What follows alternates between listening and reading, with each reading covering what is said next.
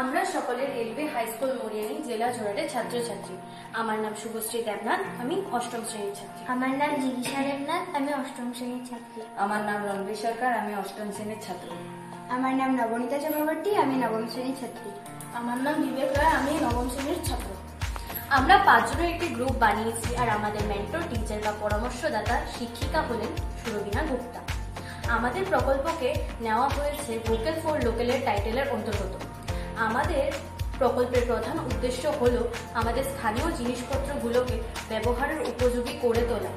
এই আমাদের উদ্ভাবনমূলক যে কাজটি হাতে গ্রহণ করা হয়েছে তার নাম হচ্ছে নারকেল গাছের পত্রাঙ্গ, যাকে ইংলিশে ফ্রন্টস বলে, দিয়ে চিত্রকলার জন্য প্রয়োজনীয় ব্রাশ তৈরি করা।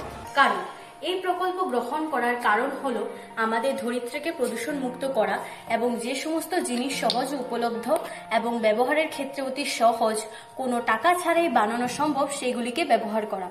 এই প্রকল্প আমাদের পরিবেশ সংরক্ষণের কাজেও সাহায্য করবে। উপকরণ: নারকেল গাছের পত্রাঙ্গ থেকে আঁশ বের করে ব্রাশের ব্রিসেলস বানানো, ব্রাশের হ্যান্ডেল বানানোর জন্য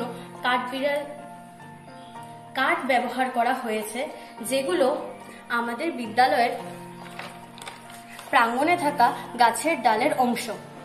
যদি আমরা বাহ্যিক দ্রব্য ব্যবহার করে কাজ করি তাহলে সেটা পরিবেশ অনুকূল হবে। যেহেতু আমরা বাহ্যিক দ্রব্য ব্যবহার করছি, তাই এতে কোনো ধরনের মূল্য ব্যবহার হবে না।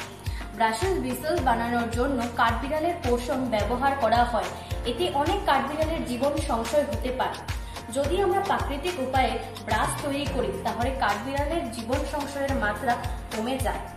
আমরা নারকেল গাছের ডাল থেকে ব্রাশে ব্যবহৃত ব্রিসেল বানিয়েছি এবং হ্যান্ডেল হিসাবে স্কুলে উপলব্ধ গাছ থেকে শুকনো ডাল সংগ্রহ করে পর্যাপ্ত রূপ দিয়েছি, তাই এটা